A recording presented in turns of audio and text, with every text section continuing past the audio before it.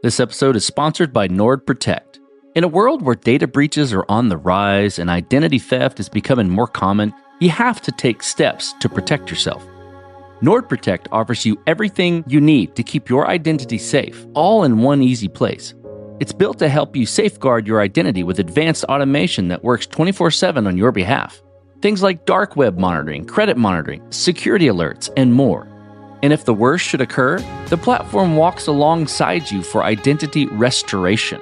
NordProtect plans come with financial coverage across a wide range of threats, from identity theft to online fraud and scams, so you are covered when it matters most.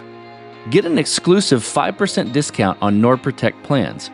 Go to nordprotect.com/codestory and use the code CODESTORY at checkout. You can also find the link in the episode notes. That's nordprotect.com/codestory. It's on the nose. I actually have an entire chapter in my book, The Startup CTO's Handbook, on exactly this topic. Coming into a team or an organization as a leader, what is your agenda? What's your checklist? What are your priorities early days? And the framework that I offer, the way I think about it, is if you're promoted into a leadership position, you likely already have the context. And so your focus is on picking up all those leadership elements, trying to put the pieces together, so to speak, and not rock the boat, right? My ideas are not necessarily the right ideas, right? It's about building an organization where the collective whole can be fantastic. My name is Zach Goldberg. I'm the CTO of Gruntwork and the author of the Startup CTO's Handbook. This is Code Story, a podcast bringing you interviews with tech visionaries. Spent 6 months moonlighting. There's nothing on the back end. Who share what it takes to change an industry. I don't exactly know what to do Took next. many goes to get right. Who built the teams that have their back. The company is its people. The teams help each other achieve. I was proud of our team. Keeping scalability top of mind. All that infrastructure was Yes, we've been fighting it as we grow. Total waste of time. The stories you don't read in the headlines.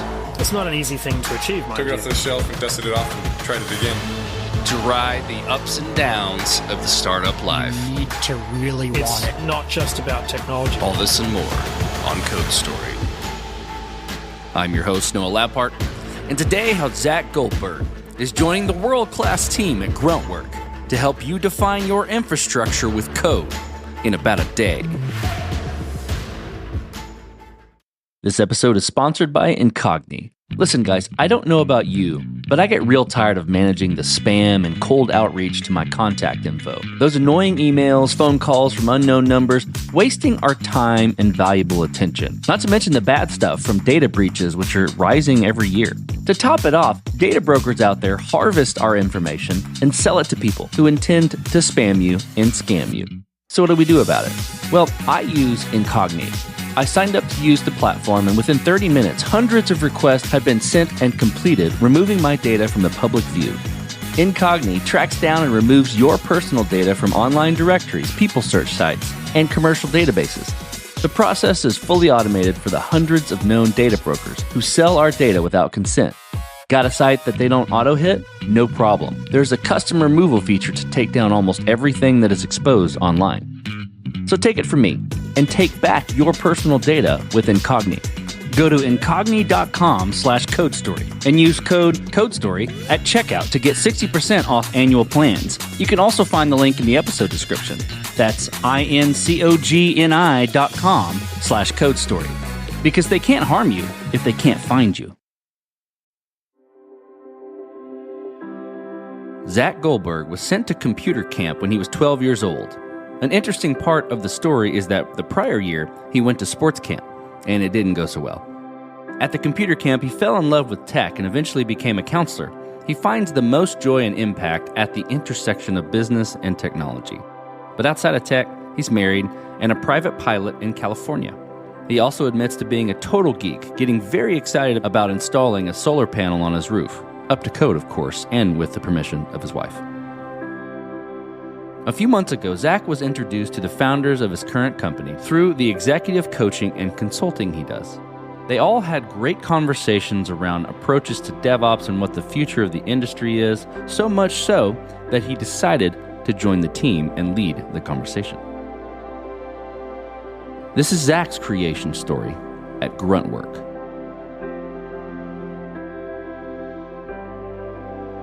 Gruntwork is a DevOps and infrastructure company. If you're not familiar with the phrase, DevOps is really all things cloud infrastructure. So your continuous integration, continuous deployment pipelines, managing your cloud compute, your cloud storage. It's a B2B company, so we help other companies with their DevOps postures. Gruntwork's most recent product is called DevOps Foundations, and it's for enterprises that are looking to level up their standard operating procedures, their security posture, their compliance posture related to cloud infrastructure.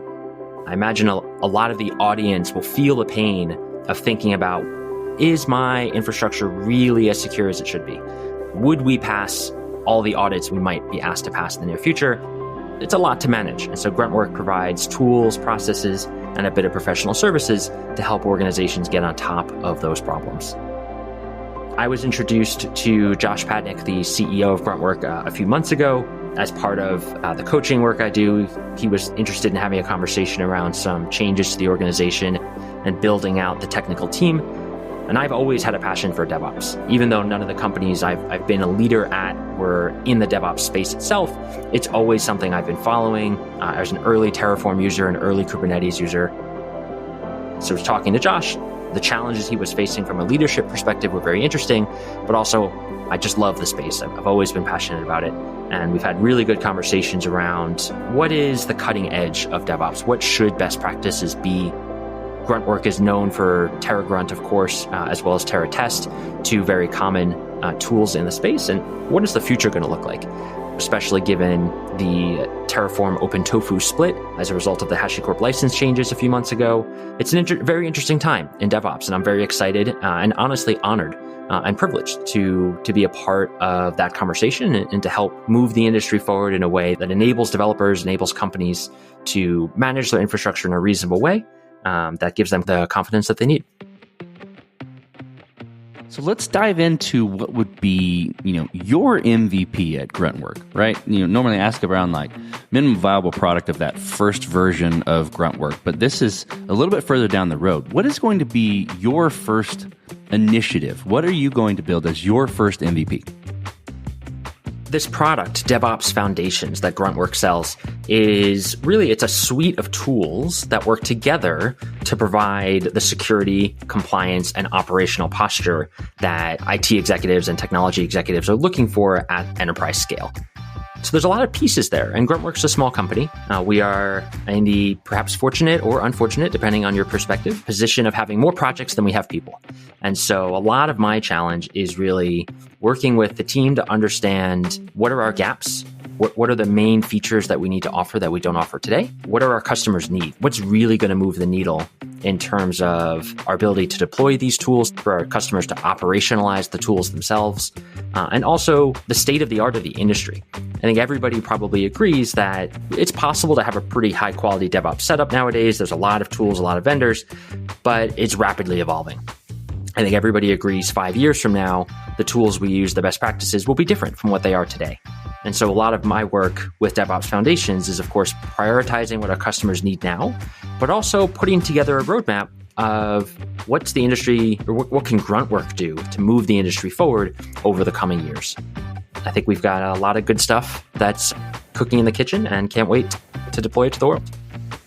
Even in early days of when you're taking on, a new role, a new initiative, and maybe in some of those conversations you were having with the founders of Gruntwork, you got to make certain decisions and trade-offs, or there are learnings and findings or things that really craft the approach, right? So tell me about some of those that you've gone through, that you're processing through, and how you're coping with those decisions.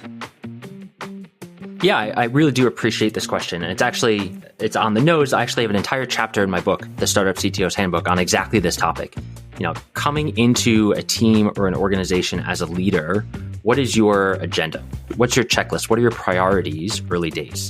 And the framework that I offer, the way I think about it, is if you're promoted into a leadership position, you likely already have the context. And so your focus is on picking up all those leadership elements that have now been handed to you, or that are now part of your job description. If you're coming into an organization as a leader, I'm being hired because I have a background as a technical leader, but I'm lacking all of that organizational context, the context around people. And so my early days at Gruntwork are all about building a map of where we are today and a roadmap for where we go forwards. Right? So it's a lot of listening, trying to put the pieces together, so to speak, and not rock the boat. Right? My ideas are not necessarily the right ideas. Right? It's about building an organization where the collective whole can be fantastic and is incredibly productive. It's not about my productivity per se. It's about my ability to build an organization that delivers productivity, velocity, innovation, and insight. So that means not coming in on day one and blowing everything up. It means working with the team in those first couple months to understand where things are at and collaboratively make the changes that everybody agrees, point the ship in the direction that we all feel it needs to go. You've joined the company, you're jumping into your first initiative. I'm curious about either how the company is doing this or how you are going to do it. Build your, what would be the roadmap? Like, what would be the plan of how you're going to execute? And I'm curious about how you do that and, what sort of criteria you're using to decide this is the next most important thing to build or to address. I think of technical planning in terms of three different, I call them horizons. Horizon 1, Horizon 2, and Horizon 3. Horizon 1 is exactly the question you just asked. What do we need to do next? My next sprint, my next set of tickets, whatever cadence the company is using. What are my short-term priorities? Horizon 2 is my near-term, right? So maybe that's this quarter or even the remainder of this year. And that's usually I have contracts with customers or there's features that we know we want to build. And then Horizon 3 is really my strategic roadmap. So that's 1 to 3 or 1 to 5 years. What direction do we want to move the organization? What direction do we want to move our technology? What are our innovations that we can start laying the groundwork for now, which might bear fruit 2 or 3 years down the line? And so specifically to answer your near-term question, it's a balance of being customer-focused. What do our customers need that our product doesn't do? And also being mindful of what does our company need? What does our developer team need? And so it's maybe even 50, 60, 70% customer focused. But I'm a huge believer in investing in the team itself. I think the way you build a high performance team is by continually putting effort into moving towards a high performance team.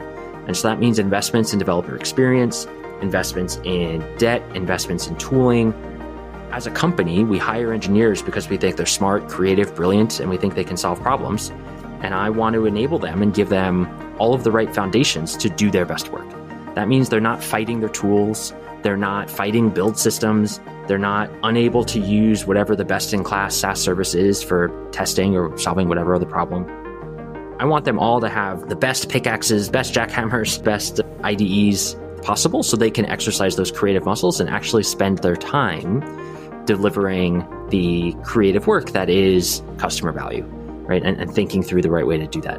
So the short-term roadmap is a balance, again, just to summarize, of customer needs and what our team needs. Okay, so I hear you referencing team, and I'm curious about if you have to expand your team, how you're going to do that, or if you're having to organize a team or lead a team. I'm curious about that, and I'm curious about what you look for in people to indicate that they are the winning horses to join you. Gruntwork as an organization firmly believes that talent is distributed globally, but opportunity is not. We are a remote organization. We strongly believe that we should be hiring the best people and the best fit for the role, regardless of where they are.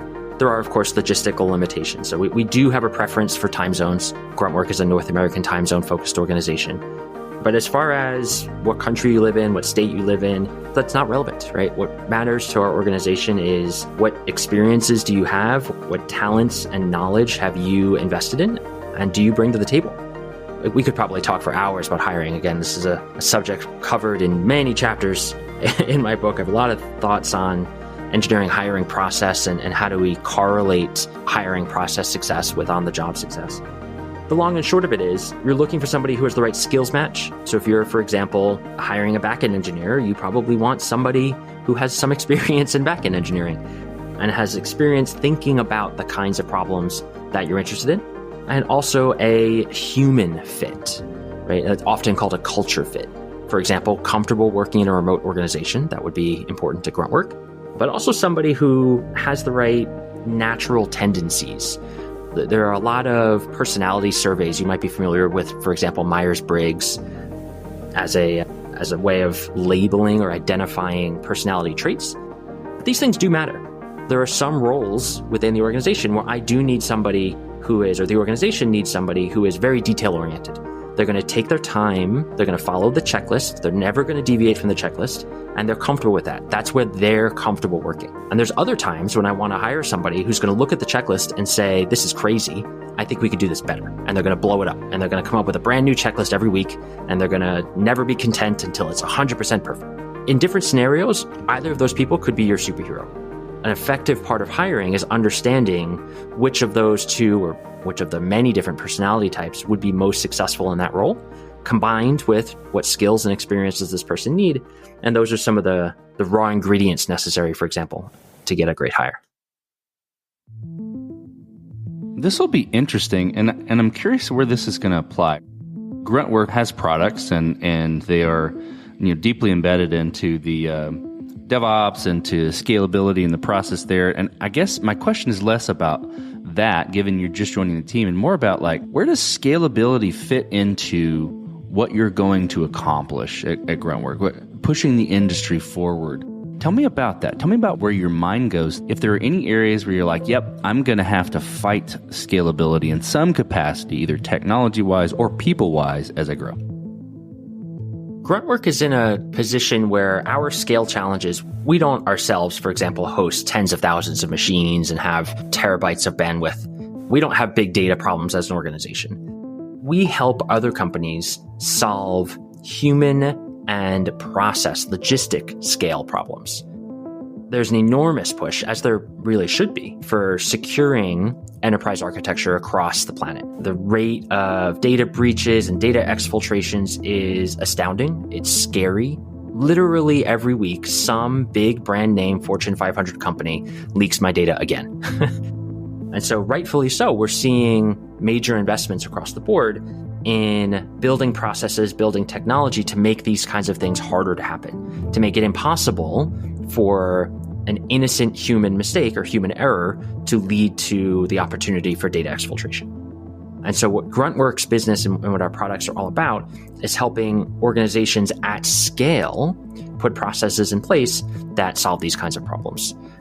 Make it such that it's not possible for a developer to create, for example, a new storage bucket that has permissions to be open to the world unless they have certain approvals, or that only certain IAM roles are allowed to do XYZ. And that's a very difficult thing to manage when you have, for example, 25 different development teams who each need their own infrastructure and who each have different products as part of a medium or large enterprise. How do you create a sense of consistency and standards that enforce compliance and security best practices when your 25 different product teams all have different needs? And they may have different cadences, they may have teams in different places with different cultures. And so it's a real challenge as the CTO of some, or CIO of some midsize or large enterprise, to create security confidence and security, a standardized security posture across a diverse team or heterogeneous team. That's part of the challenge that we want to solve and that we are actively working on solving with our customers, to make universal solutions or even custom tailored solutions to give everybody that confidence. So as you step out on the balcony, you look across all that you've built. What are you most proud of? I was the CTO of a company called GrowFlow for about 3 years. The company's business was selling compliance software for retail and wholesale businesses in the cannabis space. GrowFlow as a business, their problem that they were solving was making it easier to be compliant with those regulations. I was a hired-in CTO. The co-founder CTO, Tom, was really passionate about software engineering and was very humble in hiring an external people leader to lead the technical organization. During that 3 years, we grew the team by a factor of probably 4 or 5 in terms of people, by a factor of 8 to 10 in revenue. And we did that in this very human-focused, people-first mindset. We really cared deeply, myself and the other executives, about GrowFlow being a great place to work. Our company's mission was to be the most helpful company in cannabis, and that lended itself to building an employee culture of being helpful to one another. I've just never been in an organization where core values and mission were so impactful in how we treated each other on a day-to-day basis.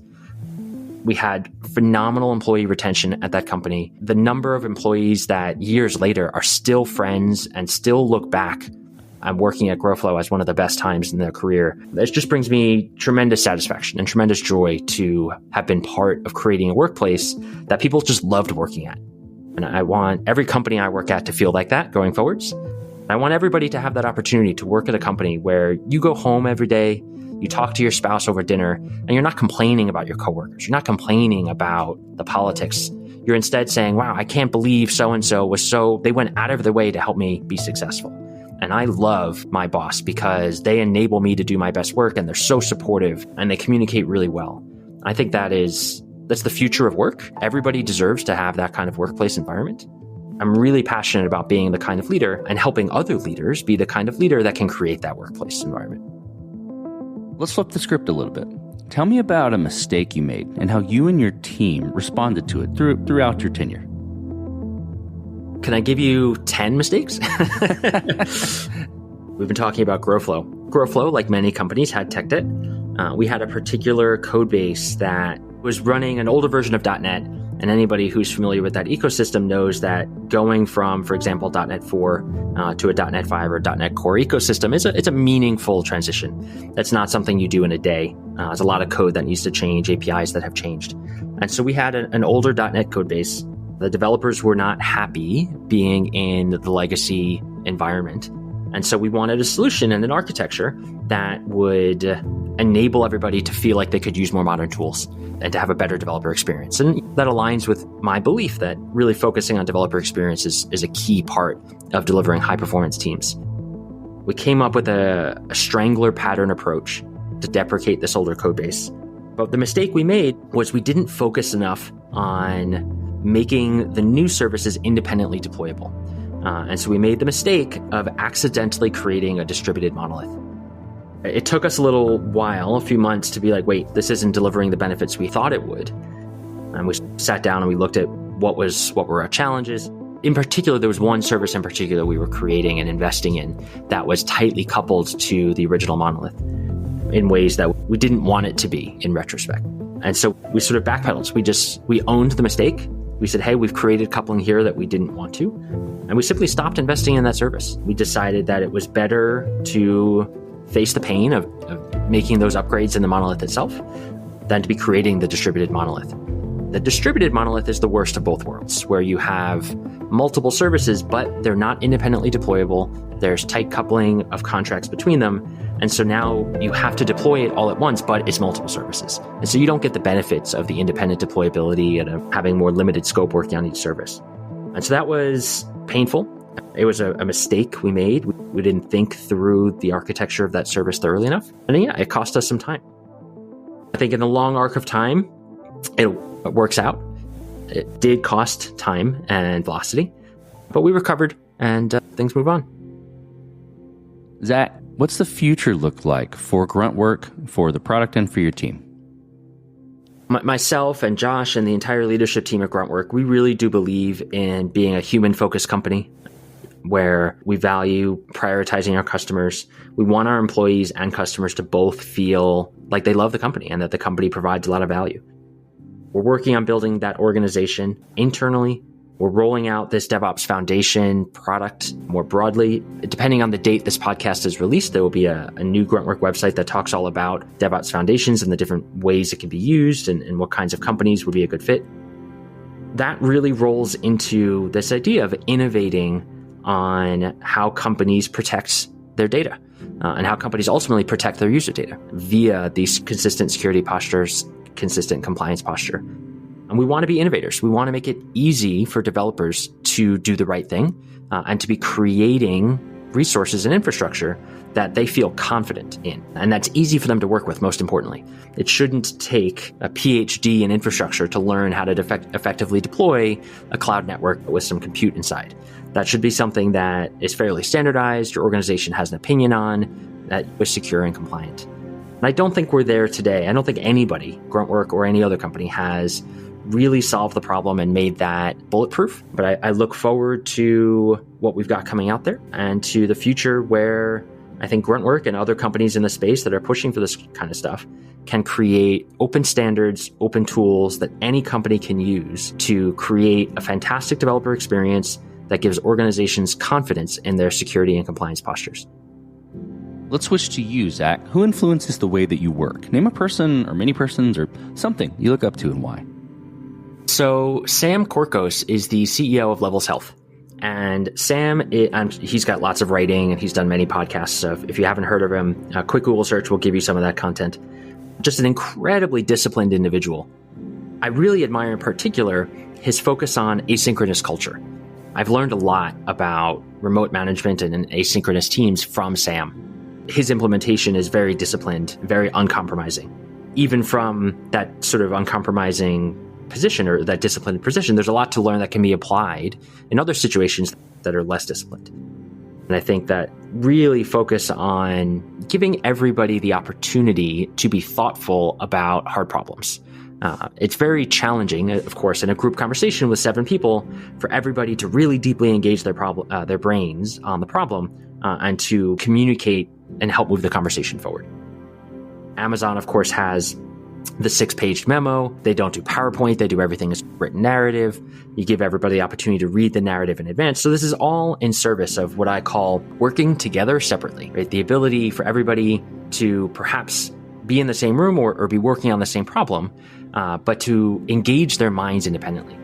I've taken a lot of inspiration from Sam on how I run meetings, on the expectations I set for teams, for writing in particular, for writing specs, writing user stories, just documenting thought processes on problems the organization's facing. And I think holding a really high bar to encourage everybody to think these things through and really write them out and do that deep thinking is very powerful and saves a lot of time, honestly, right? If somebody has a problem and your response is, well, all right, really write down that problem, the circumstances around that problem, what solutions have you considered, really advances and accelerates the conversation. It gets everybody up to speed on the context way faster and enables you to have deeper, more productive conversations and have more well thought out solutions. And I really do credit Sam a lot for helping my thinking there. I've read a lot of his stuff, and I'm really fortunate that him and others like him continue to blog about this kinds of thing, and I think slowly move the culture at large in this sort of productive direction. Last question, Zach. So you're getting on a plane and you're sitting next to a young entrepreneur who's built the next big thing. They're jazzed about it. They can't wait to show it off to the world. Can't wait to show it off to you right there on the plane. What advice do you give that person, having gone down this road a bit and also having written a book around all this? Wow. I love talking to these kinds of folks. As an entrepreneur, unless your name is Elon Musk, which apparently he can do things that nobody else can do, you really can only focus on one company at a time. You can only change the world with your efforts. You've only got so many hours in the day. And so to work with other entrepreneurs and help other entrepreneurs and hear their stories is very uplifting around the pace of innovation on the planet. And to be able to help other innovations along the way is really a privilege and something I really enjoy. So I love talking to that person. I think first and foremost, the journey itself is the reward. 80, 90, whatever statistic you want to quote, percentage of startups fail, right? Whether that's because the idea wasn't good or the execution wasn't good or the timing was wrong. There's a lot of headwinds facing every startup. So the most important thing is enjoy the journey along the way, give it your best, and treasure in the privilege that we all have to be able to try and change the world in these ways. And then second is, at the end of the day, culture eats strategy for breakfast. I'm not sure who I'm quoting there, but I'm quoting somebody who made that statement. And it's just so true. Your job as the entrepreneur is not to solve every problem. It's to build the organization that can solve the problems. And there's so many books on this subject. The most recent one I've been reading is Multipliers versus Diminishers is a great example. Your job is to be a multiplier. You want to multiply the skills of everybody on your team and have them sum up, or I guess multiply together to create a capability as an organization that far exceeds what you as the entrepreneur can do. An entrepreneur that micromanages and can't delegate, the organization's never going to be able to do more than just what that one person can do. And so building a healthy culture where people are collaborative, they're supportive, you're solving problems, thinking through things deeply, you're being thoughtful, customer focused, that is ultimately how execution works. That's what it is to be a strong operator. And somebody comes to you with $1 billion idea, that's amazing. There's a lot of $1 billion ideas. The gap between the $1 billion idea and the $1 billion valuation is a really tall mountain of execution. And so focusing your skills as an entrepreneur. Like skill number one is, okay, have the idea and be in the position to be able to execute that idea and to take the time, start the company, and hopefully have the resources to start hiring people. You're then going to spend on average 5, 10, 15 years building a company. And building a company is a totally different set of muscles and a different set of skills than what got you to your idea, right? And so recognizing and having the humility that building companies is really hard. There's a lot of skills to learn, a lot of mistakes you're going to make. Fortunately, you'll be able to recover from most of them and you try and short circuit and not make as many mistakes as you can and enjoy that process, get really good at it. And if you're lucky, change the world. Couldn't agree more. It's fantastic advice. Well, Zach, thank you for being on the show today. Thank you for telling the creation story of Gruntwork and referring us to your book. Thank you so much, Noah. It's been an absolute pleasure. And this concludes another chapter of Code Story. Code Story is hosted and produced by Noah Labhart. Be sure to subscribe on Apple Podcasts, Spotify, or the podcasting app of your choice. And when you get a chance, leave us a review. Both things help us out tremendously. And thanks again for listening.